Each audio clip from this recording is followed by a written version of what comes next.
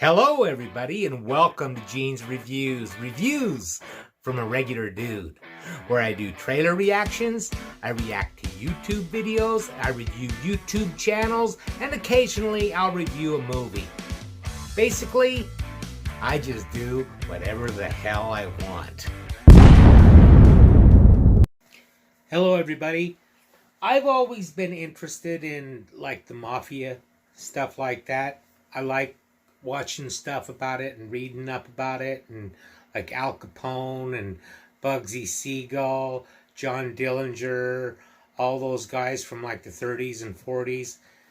And I thought I'd do this video right now. It's called the Top 10 Most Brutal Mob Hits of All Time. It's from a channel called the National Crime Syndicate. So let's check this out right now. Actually, not starting yet, because I didn't come prepared, as usual. But let's do it right now. Throughout history, the Mafia has been known for some of the most brutal murders ever. Those are real photos. The top 10 that's most chilling, brutal hits man. of all time exclusively on the nationalcrimesyndicate.com.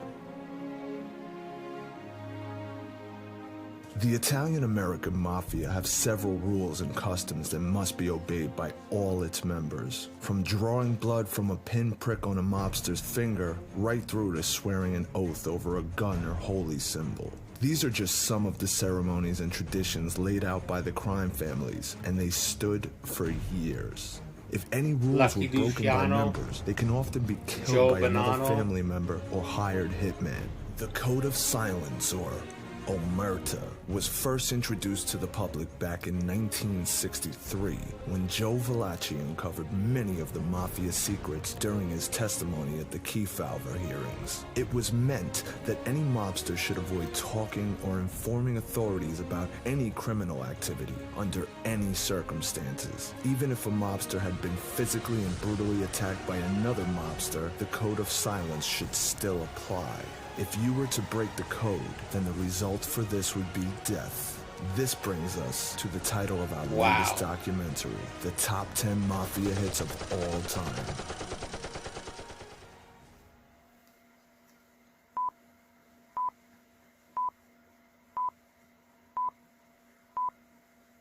Coming in at number 10, Abe Reles. Reles was a hitman for Murder, Inc., who was known for using an ice pick in his murders and in many cases would ram it right through the victim's ear into their brain. Although Abe was a successful hitman for Murder, Inc., he was also implicated for many of these hits in the early 1940s. To save his face own only neck a from mother the death could love. penalty, he started to implicate his Murder, Inc. associates. Murder, Inc. hitmen such as Harry Pittsburgh Phil Strauss, Mendy Weiss, Harry Happy Mayoni, Frank the Dasher Abandando, and even his old school buddy Martin Bugsy Goldstein were all convicted. And all the nicknames crack death. me up. They make Perhaps it funny. The biggest implication was Louis Lepke Buchalter, the Murder, Inc. boss who was implicated in the murder of candy store owner Joseph Rosen. Next on Abe's list was the Lord High Executioner himself, Albert Anastasia. Abe was to implicate Anastasia on the murder of Union longshoreman Pete Panto, and the trial was set to take place on November 12, 1941. The jury would only have Abe Reles' testimony to go on. Without Reles, Anastasia walks free. With the backing of 5 families and the help of his closest ally, Frank Costello, a $100,000 reward was offered to one of the bodyguards looking after Reles. At the time of Abe's death, he was meant to be under FBI protection, but with Abe about to give information to the FBI on Anastasia, something had to be done. Reles was pushed from... That's the worst way to die, in my opinion. Look at how they're just left there in front of everyone to see. If you fuck up, this is what's going to happen to you. from a window at the Half Moon Hotel on Coney Island on November 12, 1941, the same day as the trial. With no evidence of who killed him, charges were dropped and he was put down to accidental death. He was known as the canary who can sing, but couldn't fly. Number 9. Salvatore Maranzano. Sal Maranzano and Joe Massaria were in a power struggle to be the most powerful crime figure in New York. Maranzano had a successful bootlegging business shipping alcohol through the Mustache Pete era of organized crime. However, it was Joe the Boss who had a slight edge and was looked at as the boss of bosses. They were both born in Castellamare del Golfo, Sicily.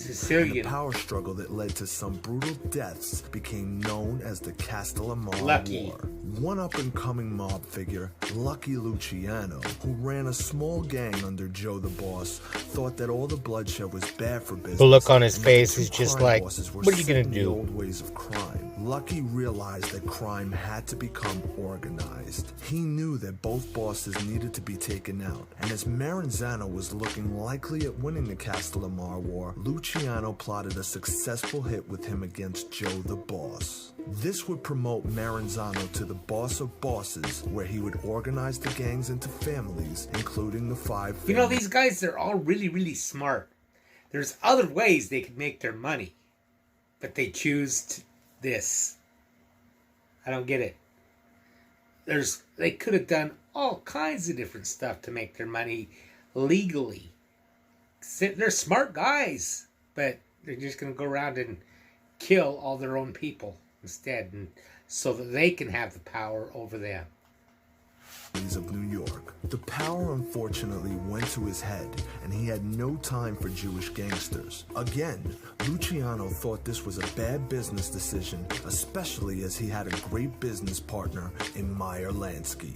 Maranzano actually knew of Luciano's plot to kill him, so Maranzano struck first and hired Vincent Mad Dog Cole to take out Luciano and his ally Vito Genovese. However, with Lansky's help, Luciano had the heads up and assembled his own 4-man hit squad to move quickly. On September 10th, 1931, the hitmen entered Maranzano's office building on the 9th floor of the Helmsley building, posing as taxmen to raid the building. The guards were disarmed and fled the scene, including Mad Dog Cole, who was about to sit in a meeting with Maranzano. The hitmen, said to consist of Vito Genovese, Albert Anastasia, Joe Adonis, and Samuel Levine, stormed Maranzano's office.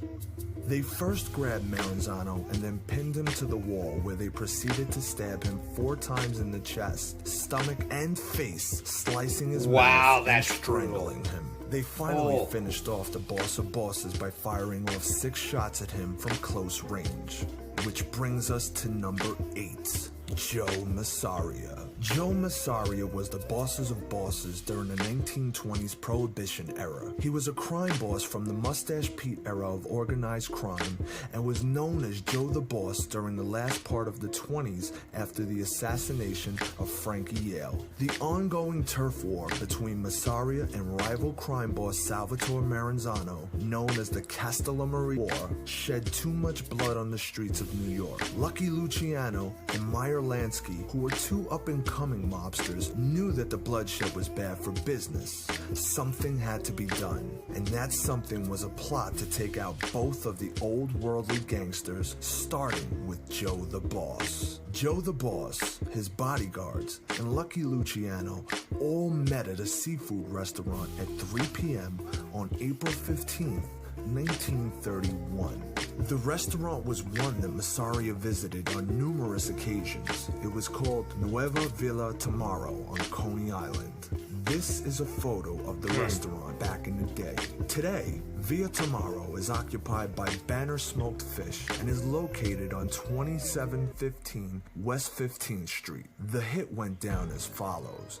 Luciano excused himself from a card game they were playing to visit the bathroom. This was the signal for the hitmen to come in. There is much debate on how many hitmen were involved, but legend has it that the hitmen were Albert Anastasia, Joe Adonis, Vito Bugsy Siegel. Genovese, and Bugsy Siegel. The problem is that only 2 hitmen were said to be at the scene from eyewitnesses and police reports. 2 men were seen pulling up outside the building next to Joe the Boss's armor-plated car. Most likely, they were Albert Anastasia and Bugsy Siegel. Police reports also recovered 2 guns from the alley next to the building. It's also believed that the owner of the restaurant, Gerardo Scarpato, was in on the hit. A small businessman arrived unexpectedly at the building sometime before the hit to pay money to Scarpato. Scarpato ran over and asked me what I was doing there. Scarpato told me to leave right away, and not to mention to anyone that I had been there all day. I left. Late that night, I read that Joe Massaria had been shot at the Via Tomorrow. Over 20 shots were fired from 32 and 38 caliber pistols, 4 of which went straight into the back of Massaria and 1 in his head. The famous Ace of Spades photo just added to the cult status of the mob hit, but I expect that the Ace of Spades card may have been placed between Massaria's fingers just after the hit by a photographer from the press.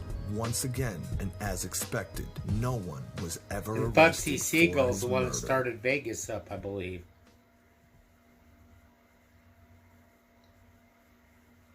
Joe Colombo. Joe Colombo. Just like John Gotti, Joe Colombo, the Colombo crime boss, enjoyed the media. Even though in a slightly different role to that of Gotti, he was always a key speaker. In 1970, Colombo created the Italian-American Civil I remember Rights my League. dad It was a talking about political him. group dedicated to combat stereotypes about Italian-Americans and was very successful. There were probably a couple of instances that led to the downfall of Colombo. First, we begin with the Godfather movie. For those who don't know, Paramount Pictures worked with Colombo and sought his assistance in making the film. He was given I didn't all know the that. scripts and advised the film producers to remove any mention of La Cosa Nostra and Mafia from it. With the spotlight he was already getting from the media and his role as the family crime boss, other families were growing concerned. Joey Gallo, the alleged man behind the Albert Anastasia hit back in Barbershop. October 1957, also may have played a part in setting up the assassination of Colombo. Back in the 60s, there were wars between the Gallo brothers and the Colombo Profaci leadership. Gallo wanted more profit share and kidnapped Profaci and Colombo. Joe Gallo was released from prison in 1971 after being sentenced for 10 years on extortion and conspiracy. Upon leaving prison, he was offered a $1,000 peace offering from Colombo. Gallo refused to accept it, and a contract was put on Gallo's head by acting Colombo boss Vincenzo Alloy. On June 28, 1971, a rally in Columbus Circle was held for Colombo. As Joe was about to take the stage to address the crowds, Jerome A. Johnson, a gunman posing as a photographer, stepped towards Colombo and point-blank range shot him 3 times in the head. Johnson was then shot himself by what presumed to be a Colombo bodyguard. Colombo was then put on a stretcher and taken to the hospital. Although Colombo didn't die at the scene, he was left in a coma for the next 7 years, eventually dying in 1978. The league he created that gained over 100,000 members disappeared in the year following the 1971 shooting. The most common belief on who killed Joe Colombo is that a contract was put on his head by a commission vote from the other families who thought he was getting too much limelight and pushing the mafia too far into the public eye. The Godfather was eventually released a year after the shooting in 1972. You know what amazes me about the mafia is they're all really, well, they're from Italy, so they're Italian and they're Catholic.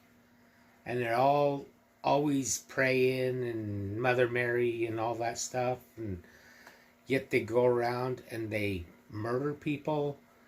They bootleg. Everything they're doing is illegal and against good. I don't know. It's hypocritical to me. Forgive me, Father, for I have sinned. Go say 3 Hail Marys. Everything will be okay.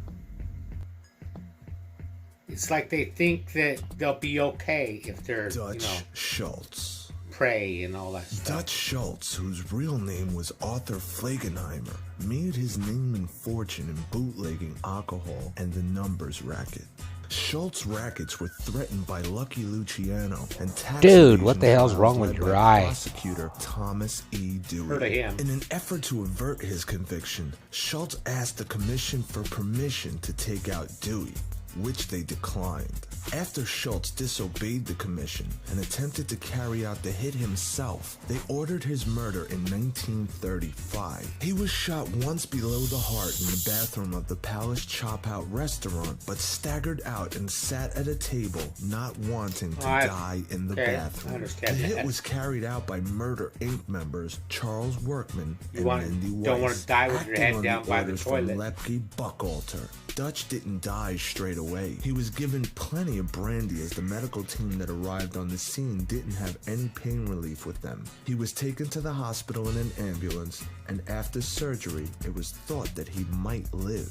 Unfortunately, the bullets used by Charles Workman, whether intentional or not, were rust-coated, so should Dutch have pulled through and recover, the rust would have resulted in a fatal bloodstream infection that would have finally finished him. He lasted for about 22 hours in the hospital before dying.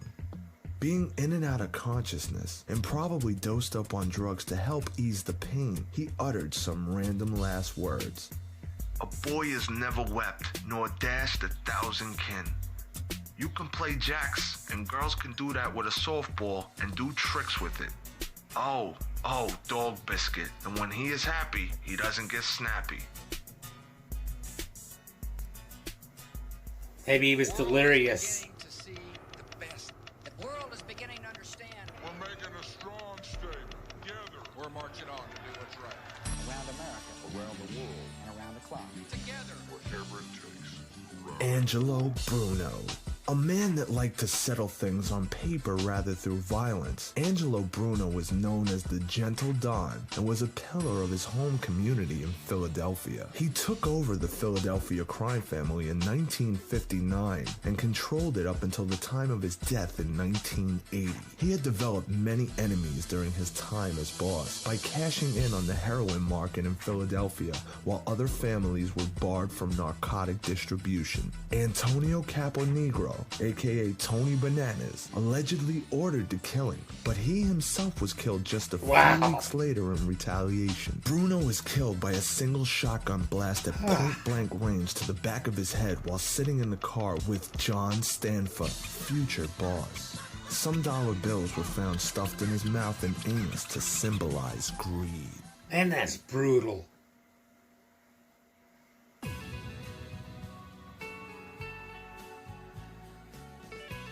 Carmine Galante. Carmine Galante was the acting boss of the Bonanno crime family at the time of his assassination and was said to be loyal to his former boss, Joe Bonanno. He was a major part in bringing heroin into the United States from Sicily. All drugs. Was it greed that led to Galante's those types of downfall? drugs. Probably. A power grab to control the narcotics market despite Drugs knowing or he would alcohol. upset the other families wasn't a great move. In addition, the fact that he didn't share any drug profits with them would have just added to the issues. His famous last quote of, No one will ever kill me, dare wouldn't they? didn't help him on July 12, 1979, when he was assassinated just as he had finished eating lunch on an open patio of Joe and Mary's Italian-American restaurant in Brooklyn. Sitting at the meal with Galante was a Bonanno capo, a restaurant owner, a Bonanno soldier, and Galante's Sicilian bodyguard, Baldassare Amato, and Cesar Bonventre. I should point out at this point that his bodyguards did nothing to help him. They simply walked out unharmed after the hit, so suspicion grew that his own crime family were in on the hit against him. Jesus. We now top come three. to our top 3 mafia hits of all time. In at number 3 is a hit that got plenty of media coverage in I remember this one. 1985. The build-up to this was Paul a long Castellano. time in the making. There were plenty of reasons for Paul Castellano and John Gotti not getting on.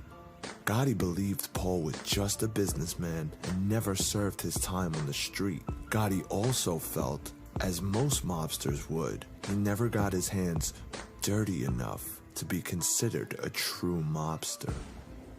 There were also disputes on how Castellano became boss. At the time of Paul's death, Gotti was also becoming heavily involved with narcotics, which was being investigated by the FBI. He knew Big Paul would probably order a contract on him or demote him in the family, as the crime boss had banned made men from dealing drugs under the threat of death. Therefore, Gotti instinctively decided to move first. Without permission from the commission, he planned to take out Castellano. The Teflon Don. Now, according to Sammy Gravano's testimony, Thomas Bellotti, Big Paul's bodyguard, drove Castellano to the prearranged meeting at the Spark Steakhouse in Midtown Manhattan on the evening of the 16th of December, 1985. For all you stat fans, this happened to be a Monday. A hit team prepared by Gotti were waiting near the restaurant entrance. They included Gambino soldiers by the names of Vincent Artuso, Salvatore Scala, Edward Lino, and John Carniglia. Rumor has it that possibly Leonard DeMaria was also present. It's a lot different than the gangs of today that you see, like the MS-13 and the different gang members and stuff. They're all young kids. These guys were like 60, 70-year-old men out there with machine guns killing each other and stuff. Just a few yards away were another team of backup shooters, which included Dominic Pizzonilla, Angelo Ruggiero, and Anthony Rampino.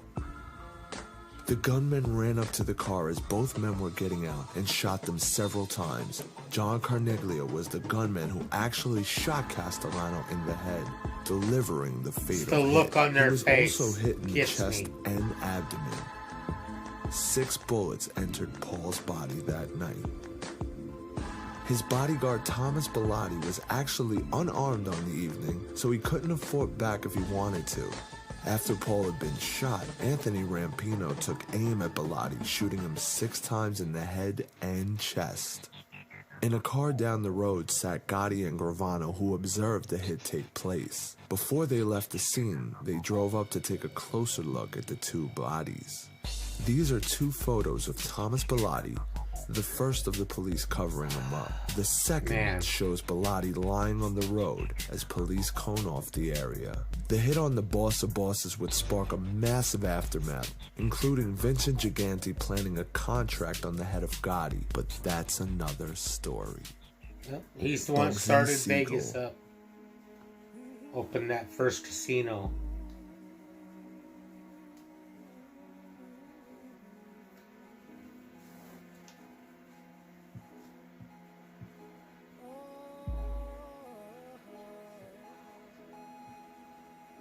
Benjamin Siegel, as he liked to be called, was probably one of the more famous mobsters of the 1930s and 1940s. Whether that was partly down to his striking movie star look or charisma, or a bit of both. Behind the camera and limelight, he was a violent and ruthless mobster who was the main driving force behind the development of the Las Vegas Strip, which now serves as a tourist destination for millions around the world. Jumping to his time of death, Siegel was excessively spending mafia money, and after being warned many times by Meyer Lansky, he just ignored it. It was also thought that Siegel was stealing some of the money. In 1946, a meeting was held with the commission. As Lucky Luciano was in Sicily at the time, the meeting was held in Havana, Cuba, so he can attend. This is where the decision to place a contract on Bugsy came about, although his longtime friend Meyer Lansky reluctantly agreed to the decision. On the night of June 20th, 1947, Ben Siegel sat with his associate Alan Smiley in Virginia Hills' Beverly Hills home. As the famous photos show, he was reading a copy of the Los Angeles Times, which fell to the floor. So after many the shots. hit. He was hit with 30 Overkill. caliber military M1 carbine, which sprayed the house and hit him numerous times, including twice in the head. He wasn't shot in the eye, contrary to popular belief. If you grab a copy of the coroner's report, you'll see that he was hit on the right side of his head, and then again on the right side of the bridge of his nose. Why it looks like he was hit in the eye was because the pressure of the bullet that hit him on the bridge of his nose actually blew his left eye out of the socket. Nice, huh? The other bullet, as I say, entered his head from the right and left right through the left side of his neck. Other bullets hit him in the lungs, and another 4 destroyed a white marble statue sitting on the grand piano and ended up in a back wall.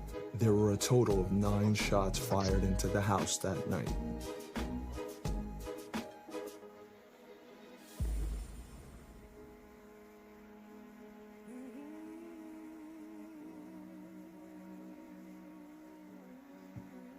We Number bring you one. to our number 1 hit for the top 10 most brutal hits of all time.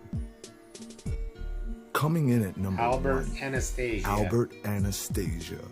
Probably one of the most famous mob hits was on Albert Anastasia, the leader of the Murder Inc. division of the Mafia, who were responsible for hundreds of hits. To give you a better understanding, let's start with a bit of backtracking here and build up the story to the 1957 hit. Anastasia had built up a close relationship with both Lucky Luciano and Frank Costello in the 40s and early 50s. He was serving as underboss for Vincent Mangano at this point in time, who disliked Anastasia and was angered at the fact that he did jobs for Luciano and Costello without them coming to him for permission. Eventually the heat built up and Mangano went missing along with his brother. Vincent's body was never found, and his brother Philip Mangano was found in some wetlands, shot 3 times. I think everyone knew Anastasia had done this, but he never let on to the fact. Instead, he told the commission that they were going to kill him. This left an opening as boss of the family, which Anastasia would take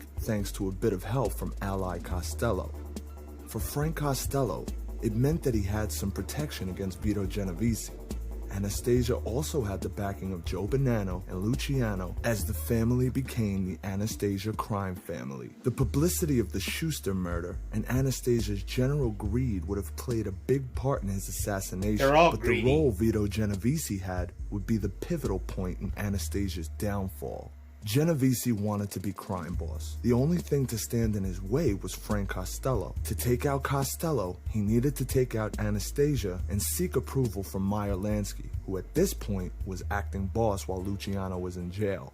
Genovese also offered Carlo Gambino the chance to run the Anastasia family if he supported him in taking out Costello and Anastasia. After a botched-up attempt at Costello, which saw him survive in May 1957, he stepped down as boss. Next on the list, a few months later, was Anastasia. Picture the setting. Anastasia is in a barbershop chair at the Park Sheraton Hotel on 870 7th Avenue, which is now renamed to the Park Central Hotel on 56th and 7th Just a Avenue. little off the top. Strangely, his bodyguard took a walk. Whether Anastasia knew this or not is unclear. Was he in on the hit? No, not that or was it much. genuine? Not that much off the Till top. this What the day, hell? No one knows. Out of nowhere, 2 men rushed the shop in scarves and rang out in a tirade of bullets at Anastasia as he sat there. Some documentaries said that the shots knocked him out of his chair, but this isn't true. Anastasia actually got up out of the chair and charged at the men. Unfortunately, what he saw in the moment of panic and confusion was the reflection of the men in the barber's mirror. No one was charged with the murder, and the New York Journalist was reported to say, "The vivid image of the helpless victim swathed in white towels was stamped in the public memory." A high-profile investigation was to take place, and the start of the mafia unveiling itself was about to begin. The biggest association is Joey Gallo, who was said to have led the team of hitmen on orders from Genovese and Gambino. He was reported to say, "You can just call the 5 of us the barbershop quintet." However, there are theories against this one that say, why would a Profaci member kill Anastasia? After all, Joe Profaci allied with Anastasia. Other theories say the hitmen were out-of-town associates of Genovese and Gambino. Genovese himself, for all the hard work of getting to be crime boss, only enjoyed a short reign as family boss. After a disastrous Appalachian meeting in November 1957, his credibility and reputation was in tatters, and he saw his former allies go against him with the likes of Lansky, Luciano, Costello, and Gambino, all conspiring to entrap Genovese with a narcotics conviction. He was sent to prison for the rest of his life. Thanks for watching the top 10 most brutal. Top 10 most brutal mob hits of all time. Looking at those old pictures, man, that is disturbing. Seeing the look on their face of just like utter shock. Oh man, that's brutal. Really brutal. Let me know what you thought of that down in the comments down below. And now, how about a joke? I switched to sensitive toothpaste, but I don't think it's working because I'm still an asshole. Thank you, everybody. Make sure you like, comment, subscribe, hashtag Mean Gene. Check out my merch in the description down below, and I will see you next time.